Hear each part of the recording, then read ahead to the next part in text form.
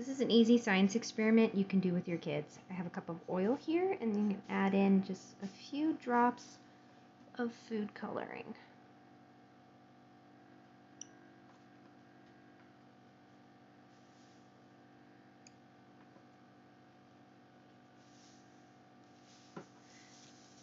Then mix that up. After you mix it up, pour it into a cup of water